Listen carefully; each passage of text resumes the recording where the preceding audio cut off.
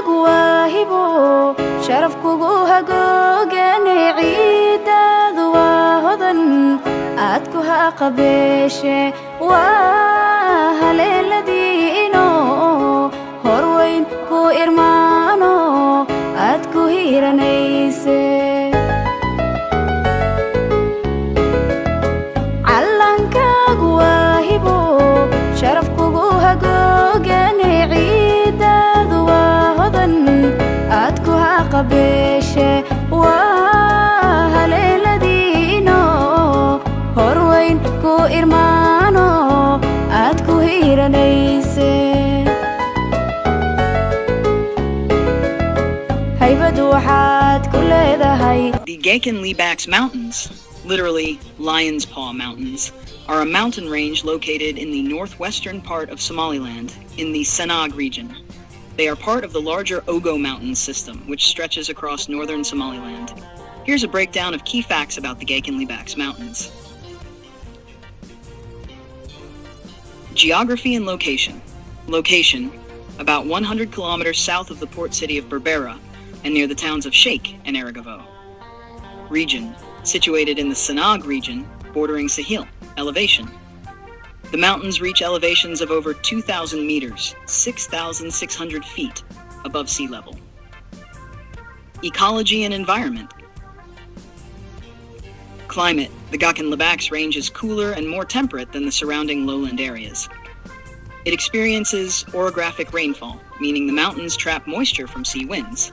Vegetation, known for juniper forests, acacia trees, and rare endemic plant species. The area is considered a biodiversity hotspot in Somaliland. Wildlife, historically home to leopards, hyenas, gazelles, and various bird species. The name Lion's Paw suggests the historic presence of lions, though they are now likely extinct in the region. Cultural and historical significance. The name Libah, Lion's Paw, likely derives from the mountain's paw-like silhouette, or possibly from legends or past presence of lions. The mountains are part of the traditional grazing lands for Somali nomads, particularly the Izak clans. The surrounding areas are rich in oral history and are important for pastoralism, poetry, and nomadic traditions. Tourism and access. Libah is one of the few areas in Somaliland with ecotourism potential. Its cool climate and forested hills attract visitors looking for hiking, camping, and nature. Access typically requires travel from Berbera or Hargeisa, usually by 4x4 vehicle due to rough terrain. Tourism in Libah is small but growing, with significant potential due to the region's natural beauty, cool mountain climate, and cultural heritage. Here's a detailed look at tourism in the area. Libah tourism overview. Location and access. Located approximately 100 kilometers east of Hargeisa, Somaliland's capital. Most visitors reach Libah via off-road vehicles due to the mountainous and sometimes rough terrain. It's part of the broader Dalo-Golis mountain range, one of Somaliland's most scenic regions. Why tourists visit Libah. 1. Stunning natural landscape. Lush forests, rocky cliffs, and open meadows offer spectacular views and peaceful hiking opportunities. Rare vegetation, including juniper trees and indigenous flowers, make it attractive to nature enthusiasts and researchers. 2. Cool climate. The altitude provides a refreshing escape from the heat of the lowlands, particularly for visitors from Berbera or Hargeisa. 3. Wildlife and bird watching, ideal for spotting various bird species and smaller mammals. Though lions are no longer present, the area still hosts hyenas, gazelles, and sometimes leopards, rare sightings. Number 4, hiking and trekking, multiple trail options, often guided by locals. There are also viewpoints offering panoramic scenes of the plains below. 5, cultural experience, home to nomadic communities who still live traditional lives. Visitors often get the chance to experience Somali hospitality, taste local food, and learn about the oral poetry and folklore of the Azak clans. Tourist facilities, facility, status, lodging, very limited, mostly camping or staying in nearby villages. No formal hotels yet. Food. Local meals may be provided by hosts or guides. Bring your own supplies. Guides. Local guides are available, often arranged through contacts in Hargeisa or Berbera. Safety. Generally safe, but it is recommended to go with a guide and inform local authorities of your trip. Best time to visit. October to March, cooler and greener after the rains. Avoid peak dry seasons, June-August, if you prefer greener landscapes. Challenges for tourism. Lack of infrastructure, no hotels or marked trails. Limited government support for tourism development. Accessibility issues due to poor road conditions. Opportunities for development. Ecotourism lodges and guided nature treks could attract foreign visitors. Cultural tourism. Storytelling, poetry sessions, and visits to nomadic camps could be major attractions. Potential for conservation-based tourism, protecting both flora and fauna. The nomads of Somaliland have lived for centuries in harmony with the land, moving with the seasons in search of pasture and water for their livestock. Who are the nomads of Somaliland? Known locally as Reer Gura, literally those who move, these nomads represent a pastoralist way of life. Traditionally, over 60 to 70% of Somaliland's population has lived as nomadic herders. Most belong to the Somali ethnic group, which is culturally homogeneous but divided into clans and subclans such as Azak, Darod, and others. Lifestyle and movement. Seasonal migration, Gurgurasho. Nomads migrate across vast territories, usually in family units or clan-based groups.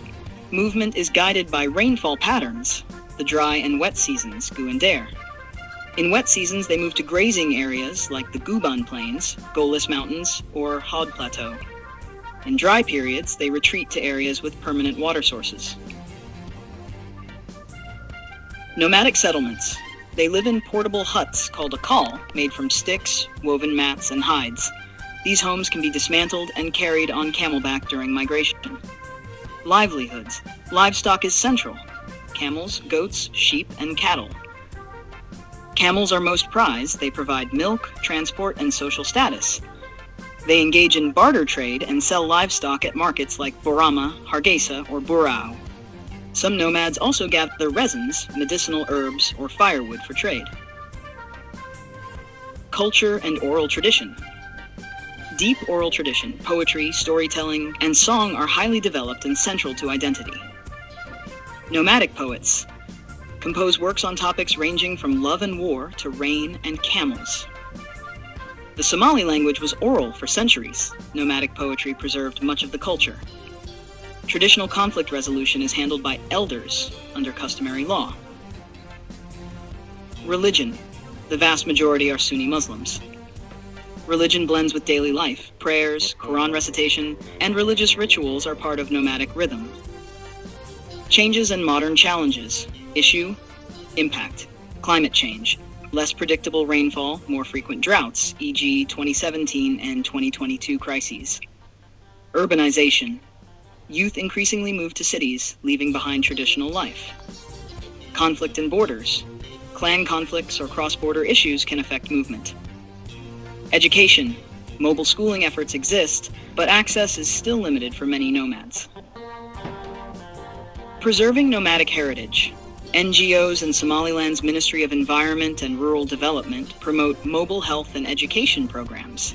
Some nomads now live semi-nomadic lives, maintaining traditions while engaging with modern systems. There's growing interest in ecotourism and cultural heritage tourism to highlight the nomadic way of life. Nomads have a long-standing and deeply rooted relationship with regions like Gakhan Libah, shaped by environmental, cultural, and survival factors. Here's how they interact with such mountainous and ecologically rich areas. 1. Seasonal grazing grounds. Gakhan Libah's cooler climate, abundant vegetation, and higher rainfall make it a prime grazing area, especially during dry seasons when lowland pastures dry up. Nomads migrate with their herds, primarily goats, sheep, and camels, to the Gakhan Libah's highlands to access fresh pasture, permanent or seasonal springs and water holes, relief from heat and drought stress. 2. Pastoral practices in mountain regions. Nomads set up temporary camps at the base or on the slopes of the mountain range.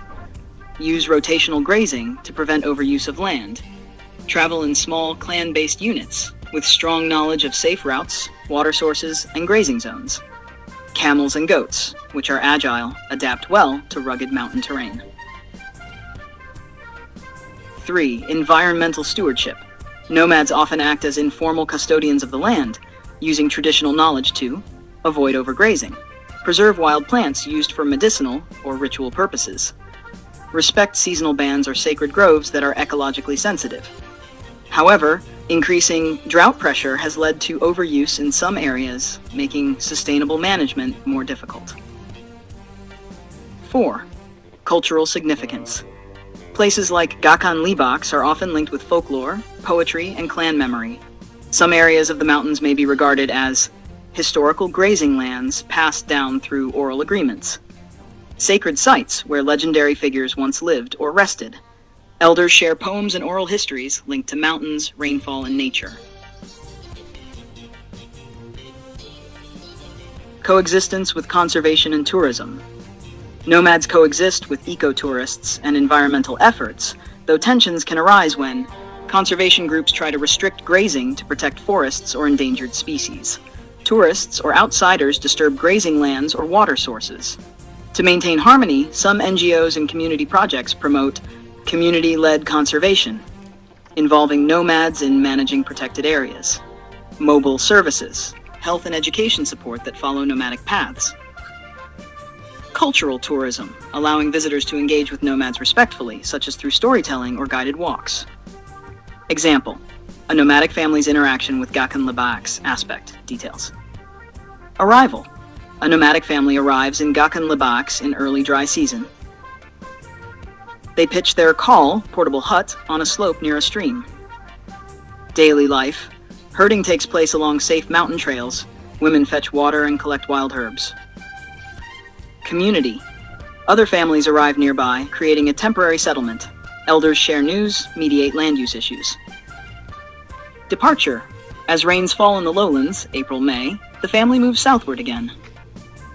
The daily routine of Somaliland's nomadic communities revolves around the rhythms of livestock care, nature, and tradition. Life is structured around the needs of the herd, the availability of pasture and water, and the collective duties of the family. Here's a detailed look at a typical day in the life of a nomadic family in Somaliland. Before sunrise, 4:36 a.m., wake-up time. The day begins just before dawn with the Fajr morning prayer. Adults and older children rise early to prepare for the day's tasks. Prayer and reflection. Prayers are performed facing Mecca, followed by short recitation from the Quran. Silence, cool air, and bird sounds mark the start of the day. Morning, 6 to 10 a.m. Livestock care begins. Men and older boys take the animals, camels, goats, sheep, out to graze. They move herds toward grazing zones or water points, which may be several kilometers away. Milking. Women and girls milk camels, goats, and sheep early before they go out to pasture. Milk is used fresh or fermented into garur sour milk, or subag ghee. Breakfast. A simple meal, often consisting of Somali flatbread, milk tea, or plain milk, occasionally porridge, mufo or kanjiro. Midday, 10 a.m. to 2 p.m. Camp duties. Women and children stay at the camp to fetch firewood, gather wild herbs or water, weave mats, repair huts, and make ropes from animal hair. Oral education. Children are taught basic Quranic studies and clan history by elders. They also learn poetry, camel terminology, and herbal medicine by observation. Rest. In hot seasons, a short midday nap is common. Afternoon. Return of herds. Herds return to camp before sunset. Animals are watered at shallow wells, ponds, or troughs dug by hand. Sorting and treatment. Sick or injured animals are tended to. Salt licks or supplements are given if needed. Family interaction. Family members share stories, gossip, or poetry. Elders might settle small disputes or discuss next day's grazing plans. Evening, Maghrib prayer. As the sun sets, the family gathers for Maghrib prayer. Dinner is served, often boiled milk with rice, pasta, or sorghum porridge. Sometimes dried meat or dates are added.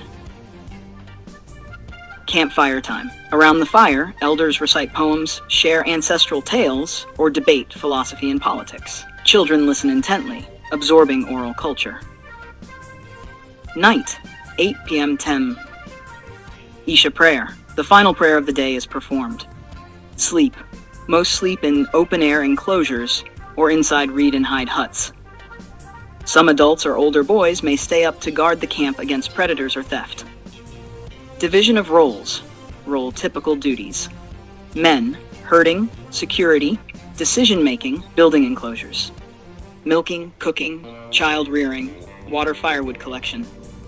Boys assist with herding, watering, and minor repairs. Girls help mothers, milk goats, care for siblings, learn homemaking. Elders teach, mediate disputes, advise on migration and weather.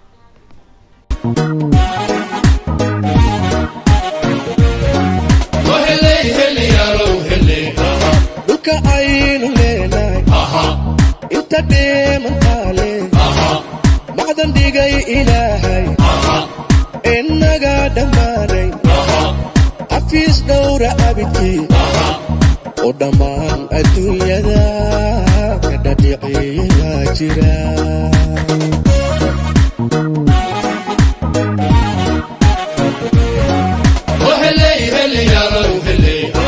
Dhulka aynu leenahay inta dheemantaale macdan dhigay ilaahay innaga dhammaanay.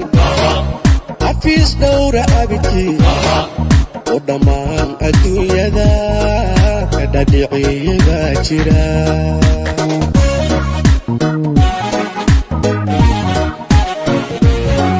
Mirta laga qaraabsado dhowyaalihii iyo jafaruhud bislaatiyo midhahaan la duunyado iyo dhursin xabageed oo dawaysa dhabarkiyo tamayo luq dardarle dadamiyey baa oge waa dheef ajaa'iba.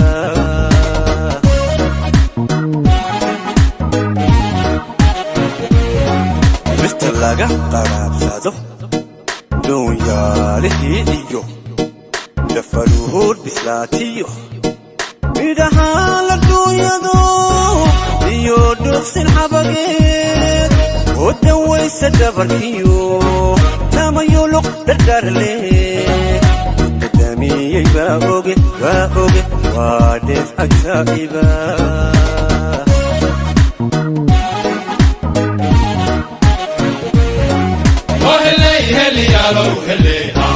Ayal maaha xoolaha bulshadeenu dhaqatee aydiyo dhanaangeel ayaan wada dhamaynaa.